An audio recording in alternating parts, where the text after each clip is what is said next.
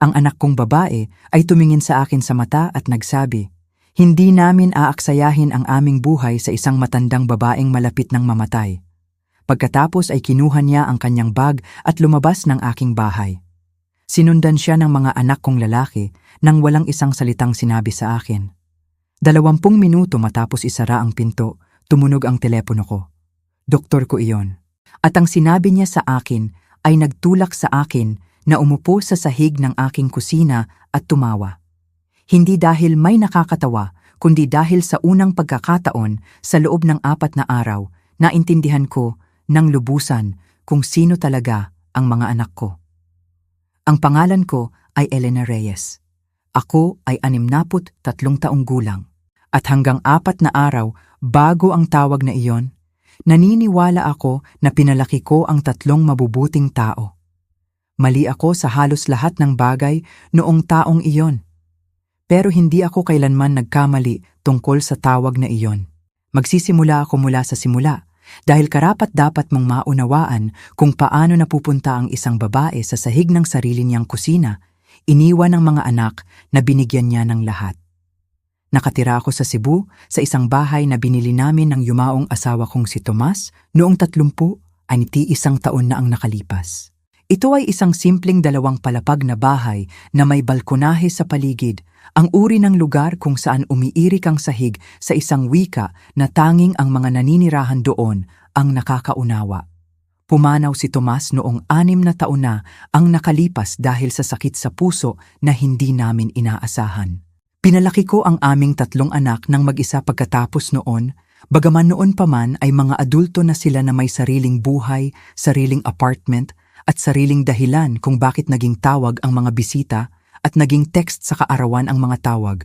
Si Hector ang panganay ko 36 na taong gulang nagtatrabaho sa commercial real estate. Nagmamaneho ng kotse na mas mahal kaysa sa kinikita ko sa loob ng 2 taon sa accounting firm kung saan ako nagtrabaho ng kalahati ng aking karera. Si Hector ay may paraan ng paggawa sa isang silid na parang mas maliit kapag pumasok siya.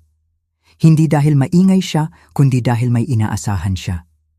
Inaasahan niya ang magandang upuan, ang unang serving, ang benefit of the doubt. Si Teresa ang pangalawa kong anak, 33, isang marketing consultant na kayang gawing papuri ang kasinungalingan. May mga mata siya ni Thomas at katigasan ng ulo ng aking ina. At sa loob ng mga taon ay sinasabi ko sa sarili ko na ang katigasan ng ulo ay ambisyon lang na may ibang damit. Si Daniel ang bunso ko, 30 taong gulang, pinakatahimik sa 3, nagtatrabaho sa finance sa isang trabaho na hindi niya kailanman lubos na ipinaliwanag sa akin, may kinalaman sa mga numero at pera ng ibang tao. Bilang bata, sinusuri niya ng 2 beses kung nakakandado ang pintuan bago matulog. Bilang lalaki, umaatras pa rin siya sa malalakas na ingay, pero matagal na niyang hindi umaatras sa anumang may kinalaman sa balance sheet. At mayroon ding si Sofia, ang apo ko anak ni Teresa, 17 taong gulang ang tanging tao na wala pang 40 taong gulang na tumatawag sa akin para lang makipag-usap, hindi dahil may kailangan siya, kundi dahil gusto niyang marinig ang aking boses. Si Sofia ang dahilan kung bakit patuloy akong naniniwala ng mas matagal kaysa sa dapat na mayroon pang kabutihan na nakabaon sa pamilyang ito. Dahan-dahan naming itinayo ni Tomas ang buhay na ito. Nagbebenta siya ng insurance. Nagbabalanse ako ng mga ledger. At sa pagitan ng mga PTA meeting at hapunan tuwing linggo, sinasabi namin sa sarili namin na tama ang ginagawa namin. Hindi kami masyadong may labis, pero ang mayroon kami, ibinibigay namin ng buong loob. Braces para kay Teresa, isang second-hand na kotse para sa kaarawan ni Hector ng 16, tutoring para kay Daniel nang mas madali sa kanya ang mga numero kaysa sa mga tao. Dati akong naniniwala na ang uri ng matatag, hindi makintab na pagmamahal ang uri na nananatili. Dati akong naniniwala na ito ay nagtatayo ng isang bagay na permanente sa isang tao. Isang bagay na hindi nahuhugasan sa unang pagkakataon na naging mahirap ang buhay. Madalas kong isipin iyon ngayon kung gaano karami sa pagiging magulang ang pag-asa lang na may damit pang trabaho. Nagtatanim ka araw-araw sa loob ng 18 taon at pagkatapos ay ginugugol mo ang natitirang buhay mo sa paghihintay kung ano talaga ang tumubo. 4 na araw bago ang lahat ay gumuho, nakaupo ako sa exam room sa Cebu Memorial at nakinig kay Dr. Castillo na sinasabi sa akin na ang irregular results mula sa huling scan ko ay hindi, sa katunayan, irregular. Pare-pareho sila, pare-parehong masama. Lumaki ang masa mula noong huling imaging mo, sabi niya. Pinihit ang monitor para makita ko ang nakikita niya. Isang kumpol ng maputlang kulay abong anino na tila nagpapaliwanag sa pagkapagod na iniuugnay ko sa edad, ang sakit sa likod na iniuugnay ko sa aking kutsyon, ang timbang na nawala ng hindi ko sinasadya. Gusto kong maging tapat sa iyo, Elena. Advanced na ito. Seryosong diagnosis ang ating tinitingnan at mas gusto kong marinig mo iyon nang malinaw mula sa akin kaysa basahin mo mamaya at mabigla. Hindi siya nagsabi ng bilang ng buwan. Sinabi niya na pag-uusapan namin ang mga opsyon sa paggamot, na may mga pasyente na mahusay ang tugon, na wala pang desisyon.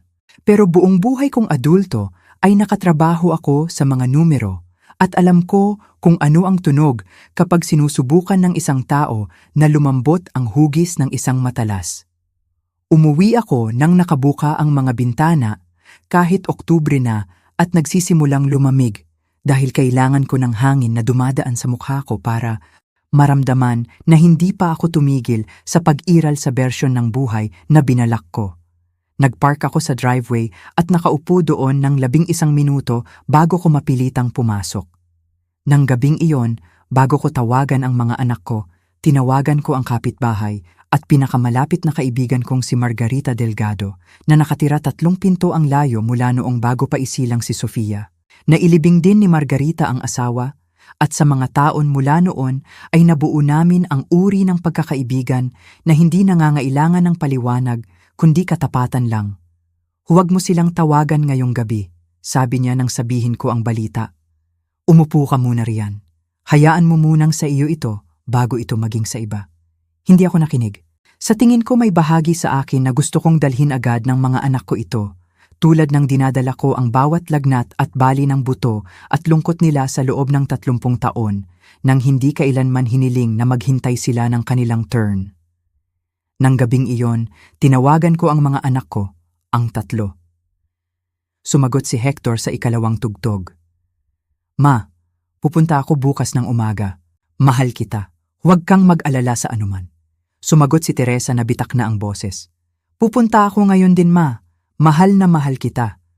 Mas tahimik si Daniel, pero kasing bilis. Magbubook ako ng flight ngayong gabi. Mahal kita, ma. 3 halos magkaparehong pangungusap. Noong panahong iyon, sinabi ko sa sarili ko na iyon ang tunog ng pagmamahal sa isang pamilya na gumagamit ng parehong mga salita sa loob ng 30 taon. Ang mga anak ay umuulit sa magulang. Sinabi ko iyon sa sarili ko. Dapat ay napansin ko kung gaano kabilis silang lahat humawak sa salitang pagmamahal at kung gaano kabagal ang pagtatanong nila kung ano talaga ang kailangan ko. Unang dumating si Hector kinabukasan ng umaga, bumaba sa kanyang kotse na naka-sport coat na parang galing sa meeting sa kliyente sa halip na update sa ospital. Mahigpit niya akong niyakap sa pinto pero sa balikat ko, napanood ko ang mga mata niya na lumampas sa akin papunta sa hallway, papunta sa hagdanan, papunta sa antique writing desk na pag-aari ng ina ni Thomas. Gaano ba talaga kasama, ma? Tanong niya habang umuupo sa upuan sa kusina na dati ay upuan ng ama niya. Masama, sabi ko. Stage 4, advanced ang tawag nila. Dahan-dahan siyang tumango, ang paraan ng pagtango kapag nagkukuwenta ka sa isip at sinusubukang hindi ipakita ng mukha ang sagot. Dumating si Teresa ng hapon na may mga grocery bag na puno ng bone broth, sariwang luya at turmeric capsules mula sa wellness shop sa downtown. Gumalaw siya sa kusina ko nang may practiced efficiency ng isang taong gumaganap ng pag-aalaga sa halip na ramdam. Nagsasalaysay ng bawat ingredient ng healing properties na parang nag-host ng segment sa daytime television. Mapapagtagumpayan mo ito, ma, sabi niya nang hindi man lang tumingin mula sa cutting board. Titiyakin namin na mayroon kang lahat ng kailangan mo. Dumating si Daniel ng gabing iyon, niyakap ako ng isang beat na mas mahaba sa pinto tulad ng niyakap niya ako bilang bata pagkatapos ng bangungot. Ano man ang kailangan mo, bulong niya sa balikat ko. Seryoso ako. Sa loob ng 4 na araw, puno ulit ang bahay ko sa paraang hindi na nangyari sa loob ng mga taon. Gumagawa si Hector ng kape tuwing umaga, itim, isang asukal, isang detalye na hindi na niya naaalala mula noong kolehiyo. Nagluluto si Teresa ng mga pagkain na halos hindi ko hinahawakan, ang kusina ay palaging umuugong sa paghihiwa at pagkulo. Nakaupo si Daniel sa tabi ko sa sofa habang nanonood ng lumang pelikula. Pinupuno ang baso ng tubig ko bago ko pa mapansin na walang laman. Tinatawag nila akong Ma sa mga boses na sapat na malambot para paniwalaan ko sa loob ng oras-oras na ang lungkot at pagmamahal ay nagturo na sa kanila ng isang bagay. Pero ang kabaitan na totoo ay hindi nangangailangan ng ganoong karaming choreography. Ang totoong kabaitan ay dumarating ng kulubot at hindi maginhawa. Sinusunog nito ang toast dahil abala ito sa totoong pag-aalala sa iyo. Ang pinapanood ko ay parang rehearsed, parang performance na may stage directions na tanging sila ang nakikita. Sa ikatlong gabi, napansin ko ang isang bagay na tahimik at pribadong nagtulak sa aking tiyan, sa paraang hindi ko ibinahagi sa kanilang sinuman. Ang mga mata ni Hector ay patuloy na napupunta sa hallway closet kung saan inilagay ni Thomas ang aming mahahalagang dokumento. Patuloy na nakakahanap si Teresa ng dahilan para dumaan sa kwarto ko, sumulyap sa jewelry box sa dresser ko. Si Daniel, ang lalaki ng mga numero, ay nagtanong sa akin ng 2 beses sa isang gabi, nang may casualness na pakiramdam na hindi naman casual, kung nakaayos ba ang lahat kung sakaling mabilis ang mga bagay. Hindi ko inakusahan ang sinuman. Sinabi ko sa sarili ko na hindi ako makatarungan, na ang takot ay nagiging clumsy ang pamilya, na ang lungkot ay dumarating ng sideways minsan. Gusto ko, higit pa sa halos anumang bagay sa loob ng 4 na araw na yon, na mali ako tungkol sa sarili kong mga anak. Dumaan si Sofia ng gabing iyon, diretso mula sa paaralan, naka-uniform pa, backpack sa isang balikat. Hindi siya nagdala ng broth o wellness supplements o tanong tungkol sa paperwork. Umakyat siya sa sofa sa tabi ko, inilagay ang ulo sa balikat ko, at nagtanong kung ano ang paborito kong bulaklak dahil gusto niyang magtanim ng isang bagay para sa akin sa Tagsibol. Daisy, sabi ko sa kanya, mga simple, walang fancy. Sige, sabi niya, magtatanim ako ng buong hanay nito. Hindi siya nagtanong tungkol sa prognosis. Hindi siya nagtanong tungkol sa bahay o sa mga account o kung ano ang mangyayari sa mga bagay kung dumating ang pinakamasama. Nagtanong siya tungkol sa Daisy at sa unang pagkakataon sa loob ng 3 araw, pinayagan ko ang sarili na umiyak sa harap ng isang tao nang hindi agad humihingi ng paumanhin. Sa ika-4 na gabi, ako mismo ang nagluto ng hapunan sa unang pagkakataon mula noong diagnosis, roasted chicken, ang recipe na hinihingi ni Thomas tuwing kaarawan niya. Gusto ko ng isang gabi na parang pamilya sa halip na waiting room ng ospital. Inilatag ko ang mesa ng magagandang plato, ang mga ginagamit lang namin tuwing pista, at sa loob ng ilang minuto, habang nakikinig sa 3 na nagsasalita ng sabay-sabay tungkol sa walang mahalaga, pinayagan ko ang sarili na paniwalaan na maaari nating malampasan ito ng magkasama. Pagkatapos ay inilagay ni Hector ang tinidor. Ma, sabi niya, sa tono na nakilala ko mula sa bawat mahirap na usapan sa kliyente na inilarawan niya sa akin. Dapat nating pag-usapan ang estate habang kaya mo pang magdesisyon ng malinaw. Tahimik ang mesa sa paraang may bigat. Pinunasan ni Teresa ang mga kamay sa napkin kahit hindi basa. Gusto lang naming tiyakin na protektado ang lahat para sa iyo, para hindi ka na mag-alala. Tumingin si Daniel sa baso niya. May current will ka ba? Dahil kung wala, maaaring maging komplikado agad ang mga bagay. Nakaupo ako sa tanong na iyon ng mahabang sandali, ramdamang isang bagay sa dibdib na naging napakatahimik at napakalamig. Hindi ko pa na-update ang will ko mula nang pumanaw ang ama ninyo, sabi ko ng tahimik. Matagal ko ng balak, wala lang akong lakas ng loob. Agad ang pagbabago sa silid at ito ang pinakatapat na sandali na ipinakita nila sa akin sa loob ng 4 na araw. Humigpit ang panga ni Hector. Sinabi mong dumating kami rito, nagbakasyon sa trabaho at hindi mo pa nga nahawakan ang mga basic, na wala ng buo ang malambot na boses ni Teresa. Ma, Sobrang iresponsable iyon. Nauunawaan mo ba kung ano ang maaaring mangyari kung may mangyari sa iyo at walang malinaw na plano? Tumawa si Daniel ng isang beses, maikli at walang biro. Nagpostpone ako ng 3 meeting sa kliyente para dito. Nakaupo ako ng napakatahimik. Sa isang lugar sa dibdib ko ang bahagi ng akin na gumugol ng 30 taon sa pagbabasa ng mga tao sa conference table, nakikita ang pagkakaiba ng totoong pag-aalala. At financial anxiety na nakadamit ng pag-aalala sa wakas ay natapos ang matematika na iniiwasan ko sa loob ng 4 na araw. Hindi namin aaksayahin ang oras at enerhiya namin sa isang taong hindi man lang maayos ang paperwork. Sabi ni Teresa, tumayo ng mabilis na kinaladkad ang upuan sa sahig. May negosyo akong pinapatakbo, ma. Hindi ko mapapaantala ang buong buhay ko. Hindi siya itinama ni Hector. Tumango siya, abala nang kinuha ang telepono. Hindi ako tiningnan ni Daniel. Umakyat sila ng magkasama at nakaupo ako sa sarili kong mesa ng hapunan habang nakikinig sa mga zipper ng maleta at pintuan ng closet at ang partikular na ritmo ng mga taong malinaw na nagdesisyon na minsan sa loob ng nakaraang 4 na araw, kung paano magtatapos ang bisitang ito kung wala akong mga sagot na nakapagbigay kasiyahan sa kanila. Huminto si Hector sa front hallway, hawak ang handle ng maleta, jingling na ang susi ng kotse sa kabilang palad.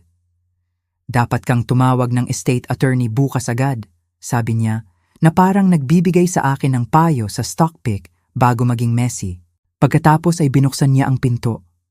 Pumasok ang hangin ng Oktubre sa bahay, dala ang amoy ng ginupit na damo at malayong bonfire ng iba. Dumaan si Teresa sa tabi ko na mahigpit ang clutch ng purse sa gilid, hindi ako tinitingnan. Huminto si Daniel ng kalahating segundo sa threshold, binuksan ang bibig na parang may sasabihin na iba sa iba, pagkatapos ay isinara ulit at lumabas sa dilim. Isinara ang pinto. Tahimik ang bahay sa partikular na paraan na tanging walang laman na bahay ang maaaring maging tahimik. Hindi mapayapa, walang laman lang. Nakatayo ako sa sarili kong front hallway na may magagandang plato pa sa mesa. Malamig na ang manok, 3 kalahating baso ng alak na sumasalamin sa ilaw ng porch sa bintana. 20 minuto ang lumipas, tumunog ang telepono ko. Lumiwanag ang pangalan ni Dr. Castillo sa screen. Halos hindi ako sumagot. Halos hinayaan ko itong mag-voicemail dahil totoo ngang hindi ako naniniwala na may natitira pa sa akin ng gabing iyon para sumipsip ng higit pang balita. Pero may nagtulak sa akin na sagutin. Elena, sabi niya. At may iba na sa boses niya ngayon, isang bagay na hindi tumutugma sa maingat, sinusukat na tono na ginamit niya sa exam room 4 na araw ang nakalipas. Kailangan mong umupo kung hindi ka pa. Sinabi ko sa kanya na nakaupo ako. Hindi, pero umupo ako doon mismo sa sahig ng kusina, likod sa cabinet, napapaligiran ng mga labi ng hapunan na walang natapos. May error sa file mo, sabi niya, malaki. Nang kunin ko ang full pathology report mo ngayong hapon para sa treatment planning meeting, nalaman kong na-cross-reference ang original imaging sa biopsy results ng ibang pasyente. May masa ang scans mo? Oo, pero ang biopsy results na ginamit namin para i-stage ang cancer mo bilang advanced, hindi iyon sa iyo, Elena. Sa ibang pasyente iyon na may katulad na pangalan. Bahagyang umiring ang silid, hindi ko maintindihan. Ang totoong biopsy results mo ay dumating ngayon, patuloy niya. Seryoso ang mayroon ka at nangangailangan ito ng paggamot, pero early stage ito, highly treatable. Maganda ang prognosis, Elena, totoo. Lubos akong nagsisisi na nangyari ito. Alam ko kung ano ang naging hitsura ng huling 4 na araw para sa iyo at sa pamilya mo. At gusto kong malaman mo ang totoo sa sandaling nakumpirma ko mismo. Nakaupo ako sa sahig ng kusina at tumawa ako. Hindi dahil nakakatawa, kundi dahil sa loob ng 20 minuto, mula sa paniniwalang may ilang buwan na lang ako, nalaman kong malamang may mga dekada pa. At sa loob ng parehong 20 minuto, nalaman ko rin ng lubusan kung sino talaga ang mga anak ko kapag naniwala silang wala nang natitira sa akin na sulit na manatili. Hindi ko sila tinawagan ng gabing iyon. Nakaupo ako sa katotohanan ng mag-isa. Tulad ng nakaupo ako sa kasinungalingan ng mag-isa 4 na araw ang nakalipas. at pinayagan ko ang sarili na maramdaman ang bawat bahagi nito. Ang ginhawa, ang lungkot, at sa ilalim ng dalawa, isang bagay na mas matigas at mas malamig na naninirahan. 2 araw ang lumipas, may nangyari na hindi ko sinabi sa maraming tao. Napansin kong nawawala ang sapphire ring ng ina ko sa jewelry box sa dresser. Ang isa na madalas na dinadaanan ni Teresa sa loob ng 4 na araw. Sinuri ko ang footage ng doorbell camera nang walang iba kundi ugali, tulad ng pagsuri kung nakalock ang back door ng 2 beses bago matulog. Doon, may timestamp kinabukasan ng umaga pagkatapos ng usapan sa mesa, si Teresa na pumasok gamit ang spare key na mayroon pa siya mula sa mga taon na ang nakalipas na natili sa loob ng 6 na minuto pagkatapos ay umalis. Hindi ko siya kailanman hinarap ng direkta tungkol dito. Pinalitan ko lang ang mga kandado sa sumunod na linggo at tahimik kong naitala sa parehong pribadong ledger kung saan ako nagsimulang magtala ng lahat na ang singsing ay isa pang ebidensya sa kaso na hindi ko napagtanto na binubuo hanggang natapos na. Kinabukasan ng umaga, tinawagan ko ang abogado ko, isang matalas, walang nonsense na babae na nagngangalang Attorney Patricia Cruz na humawak sa estate ni Thomas noong mga taon. Sinabi ko sa kanya ang lahat, ang diagnosis, ang pagwawasto, ang usapan sa mesa, ang mga maletang kinaladkad pababa sa hagdanan 20 minuto bago dumating ang katotohanan. Wala kang utang na paliwanag sa sinuman para protektahan ang sarili mo, sabi niya sa akin, kahit sa sarili mong mga anak. Nakaupo ako sa opisina ni Patricia nang sumunod na Huwebes, ang hapon na liwanag ay gumuguhit ng mahahabang anino sa kanyang mesa at nilakad ko siya sa bawat detalye. Ang hapunan, ang mga maleta, ang footage ng doorbell, ang nawawalang sapphire ring. Nagtatala siya ng walang paghuhusga tulad ng ginagawa ng mabubuting abogado hanggang sa wala na akong masasabi. Ano talaga ang gusto mo rito, Elena? Tanong niya. Hindi ang sa tingin mo ay dapat mong gusto. Ano ang gusto mo? Nakaupo ako sa tanong na iyon ng mas matagal kaysa inaasahan. Gusto kong ang kinabukasan ko ay sa mga taong nagsipot para dito. Sa wakas ay sinabi ko, hindi sa mga taong nagsipot para sa inaakala nilang natitira nito. Minsan siyang tumango, inilipat ang legal pad sa mesa at nagsabi, kaya't itayo natin iyon. Sa parehong linggo, sinabi ko kay Margarita ang lahat sa kape sa back porch niya. Ang misdiagnosis, ang mesa ng hapunan, ang 20 minuto na nagbukas ng isang bagay sa akin na dududa ako kung magkokompleto pang magsasara. Galit ka ba? Tanong niya. Hindi sa paraang inaasahan ko. Sabi ko, akala ko ay raget ang mararamdaman ko. Sa halip, malinaw lang. Parang nilinis ko sa wakas ang bintana na hindi ko alam na marumi. Mas masahol pa iyon kaysa sa raget. Sabi ni Margarita, pinupuno ang tasa ko. Ang raget ay nauubos. Ang kalinawan ay nakaupo lang doon ng tahimik at inihuhusay ang lahat sa paligid nito. Tama siya siyempre. Sa mga sumusunod na linggo, nang nakaschedule na ang paggamot at totoo ngang maganda ang prognosis ko, ginawa ko ang isang bagay na iniiwasan ko mula nang pumanaw si Tomas. Ang unang appointment ng infusion ko ay nahulog sa isang kulay abong Martes ng umaga. Ang uri ng maulap na araw sa Cebu kung saan ang lumot sa mga puno ng oak ay halos pilak ang itsura. Inaasahan kong mag-isa. Sa halip nilaktawan ni Sofia ang mga klase sa umaga nakaupo sa tabi ko sa recliner chair ng 4 na oras at nagbasa ng malakas mula sa isang sira-sirang paperback na dala niya mula sa bahay, humihinto tuwing ilang pahina para itanong kung may kailangan ako. Tubig, kumot, ibinaba ang volume ng telebisyon na nakasabit sa dingding. Hindi mo kailangang gawin ito tuwing oras. Sabi ko sa kanya sa paligid ng 2 oras. Alam ko, sabi niya, hindi tumitingin mula sa pahina. Gusto ko. Ang pangungusap na iyon ay nanatili sa akin ng mas matagal kaysa sa halos anuman sa taong iyon. 2 salita na sinabi ng walang performance, ng walang nanonood para tiyaking tama ang landing. Gusto ko. Hindi dahil may kailangan siya sa akin. Hindi dahil may estate attorney na naghihintay sa wings. Dahil talagang gusto niyang nandoon. Text ni Hector ng 2 beses sa mga linggo ng paggamot. Maikling mensahe na nagtatanong kung paano ang progreso. Ang uri ng text na ipinapadala mo sa katrabaho na gumagaling mula sa minor surgery. Nagpadala si Teresa ng gift basket mula sa online wellness company. Ang card ay may printed signature sa halip na sariling sulat kamay. Tumawag si Daniel ng 1 beses ng 4 na minuto, karamihan para itanong kung mahusay bang hinahawakan ng insurance ko ang mga hospital bills. Napansin ko ang lahat. Wala akong isinulat ng may galit. Napansin ko lang, tulad ng pagpansin sa pattern ng panahon, tulad ng pagpansin kung saan napunta ang hangin. Sa wakas ay nagsulat ako ng totoong will.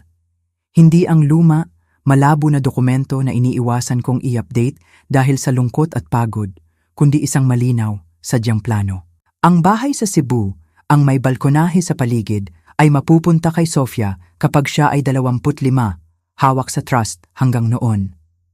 Ang mga retirement account ko ay mapupunta sa scholarship fund na itinatag ko sa pangalan ni Thomas para sa first-generation college students sa aming bayan. Ang uri ng pagkakataon na wala kaming dalawa noong lumalaki. Isang modest fixed sum ang mapupunta sa bawat isa sa 3 kong anak.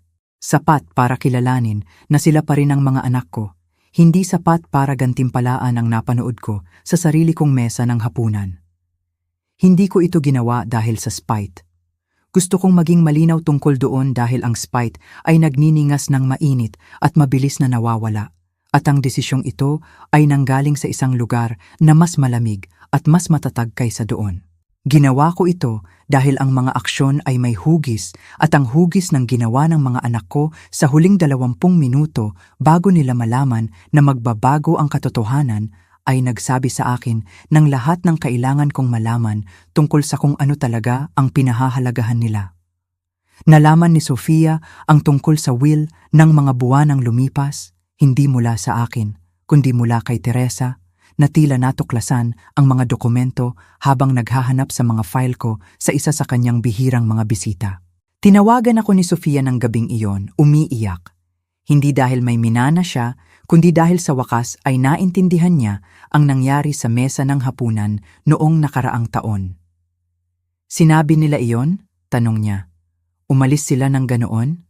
Oo, sabi ko sa kanya. Pasensya na, Lola. Wala kang dapat ipagpasensya.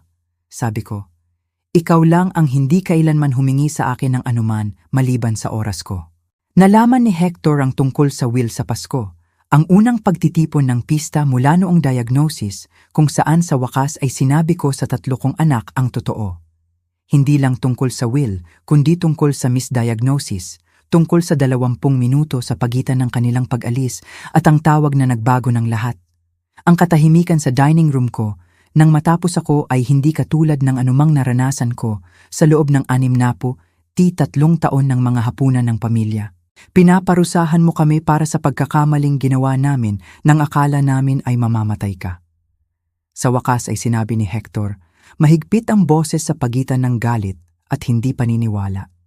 Hindi, sabi ko. Hindi ko pinaparusahan ang sinuman.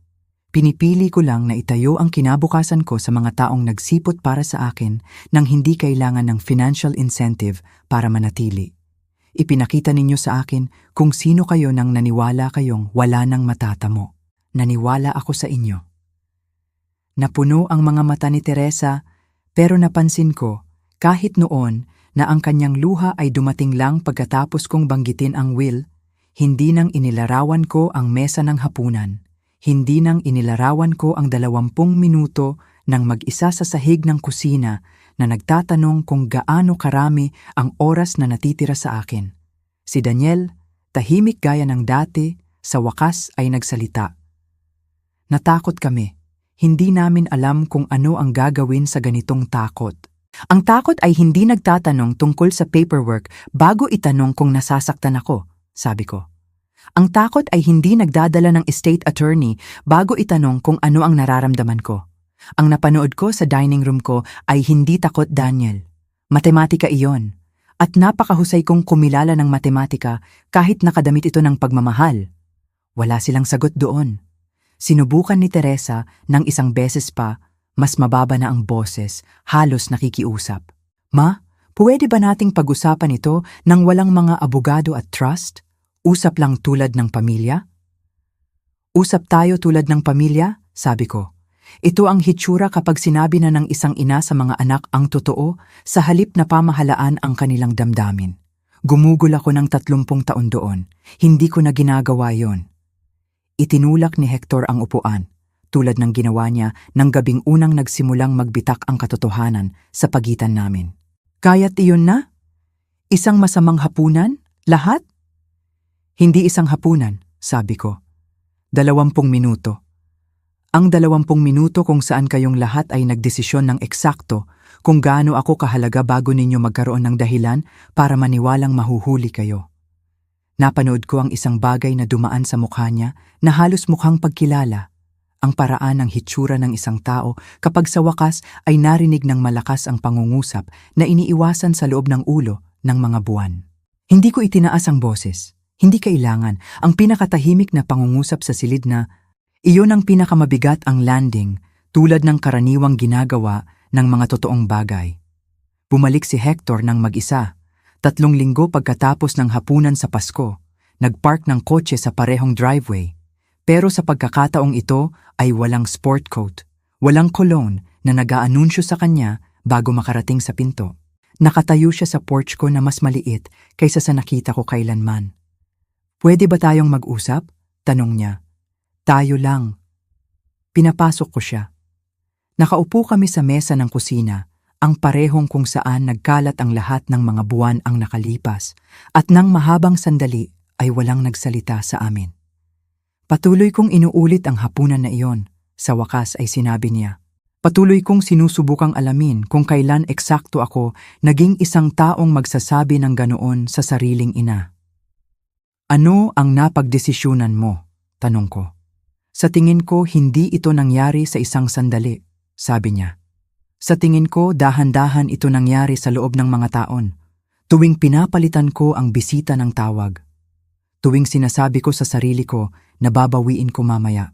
Nang kailangan mo na ako, hindi ko na alam kung paano magsipot bilang anuman maliban sa bersyon ng sarili ko na pinagpraktikahan ko ng pinakamatagal. Ito ang pinakatapat na bagay na sinabi niya sa akin sa loob ng mahigit 1 dekada at sinabi ko iyon sa kanya. Nagbabago ba iyon ng anuman? Tanong niya, sumulyap sa hallway, sa wala sa partikular, sa lahat. Nagbabago kung paano kita nakikita, sabi ko. Hindi nito binabago ang will. 2 magkaibang bagay iyon, Hector. Isa ay tungkol sa kung sino ka. Ang isa ay tungkol sa kung ano ang utang ko sa mga taong nagsipot ng consistent, hindi sa mga taong nagsipot ng tapat 3 linggo ang huli. Dahan-dahan siyang tumango, ang parehong tango mula sa unang umaga, maliban sa pagkakataong ito ay walang matematika sa likod, isang bagay na mas malapit sa lungkot para sa bersyon ng sarili niya na hindi niya napagtanto na binubuo niya sa lahat ng panahon. Hindi siya nagtanong na isama ulit sa will. Sa tingin ko, sa unang pagkakataon sa adultong buhay niya, naintindihan niya na may mga bagay na hindi na renegotiate, simpleng dahil sa wakas ay nagsisisi ka. Ako ay 64 na ngayon. Maayos ang paggamot ko, eksakto tulad ng hinula ni Dr. Castillo nang mayroon siyang tamang impormasyon sa harap. May lakas na ako sa karamihan ng araw. Nakatira pa rin ako sa bahay na may balkonahe sa paligid. Bagaman ngayon ay mas madalas itong puno ng tawa ni Sofia kaysa sa partikular na katahimikan na sumusunod sa mga taong nagsisipot lang kapag may akala silang may matatamo. Noong nakaraang tagsibol, totoo sa salita niya, nagtanim si Sofia ng isang hanay ng daisy sa gilid ng porch, lumuhod sa lupa sa damit pang-eskwela, may dumi sa tuhod, ganap na hindi nag-aalala sa pagsira ng magandang pantalon. Pinanood ko siya mula sa bintana ng kusina at naisip ko kung gaano kakaiba na ang mga taong nagbibigay sa iyo ng pinakakaunting dahilan para magduda ay madalas ang mga tinatanggap mong overlook, simpleng dahil hindi nila ginawang sapat na malakas ang kanilang pagmamahal para mapansin. Dumadaan siya sa karamihan ng linggo ngayon, minsan may take-out, minsan walang dala kundi homework at pangangailangan ng tahimik na kasama. At nagsimula akong maunawaan na ang ordinaryo, Hindi kapansin-pansing pagsasama-sama na ito ang bagay na sinusukat ko sa pagmamahal sa lahat ng panahon, kahit bago pa ako may wika para dito. Nakikita ko sina Hector, Teresa, at Daniel paminsan-minsan, mga pista, ang obligatoryong tawag sa kaarawan ko. Hindi na wala ang relasyon, pero hindi na ito ang dati, at nakipagpayapaan ako sa pagkakaibang iyon. May mga tulay na hindi ganap na nasusunog. Humihinto lang silang maging daan na nilalakaran mo araw-araw. Ang nananatili sa akin ng kahit ngayon ay hindi ang galit, ang kalinawan. Kailangan ng isang clerical error, isang 20 minutong puwang sa pagitan ng kasinungalingan at katotohanan para ipakita sa akin ang isang bagay tungkol sa sarili kong mga anak na 30 taon ng mga kaarawan at pista ay kahit papaano ay itinago ng hayag. May mga umaga pa rin na nahuhuli ko ang sarili na umaabot sa telepono para tawagan si Teresa tungkol sa maliit na bagay, isang recipe, isang chismis mula sa kapitbahayan, ang uri ng walang kwentang usapan ng ina at anak na nangyayari ng libu-libong beses sa isang buhay bago ko maalala ulit-ulit kung bakit hindi na eksaktong akma ang instinct na yon. Ang lungkot, natutunan ko, ay hindi lang dumarating para sa mga taong nawala. Minsan, ay dumarating ito para sa mga taong buhay pa, naaabot pa sa telepono, pero naging isang tao na hindi mo na lubos na nakikilala. Madalas kong isipin iyon. Kung gaano ako kalapit sa hindi kailanman malaman, kung gaano kadali ang ibang set ng pangyayari, ay maaaring hayaan ang performance ng pagmamahal na iyon na manatiling hindi na itama magpakailanman. Iniisip ko kung ilan ang mga tao doon sa labas na nabubuhay sa loob ng parehong hindi na itama na performance ngayon, hindi kailanman nakakakuha ng 20 minutong tawag na nagbubunyag ng katotohanan. Kaya, iiwanan kita nito dahil sa tingin ko ay mas mahalaga ito kaysa sa anuman na masasabi ko ngayong gabi. Kung ang mga taong pinakamalapit sa iyo ay ipinapakita lang ang kanilang totoong sarili sa mga sandaling akala nila ay walang nanonood, ano ang sinasabi nito tungkol sa lahat ng ipinakita nila sa iyo hanggang ngayon? Kung naging may galaw ang kwentong ito sa iyo, gusto kong malaman. Nakatuklas ka ba kailanman ng katotohanan tungkol sa isang taong malapit sa iyo sa isang sandaling hindi nila inaasahang masusubok?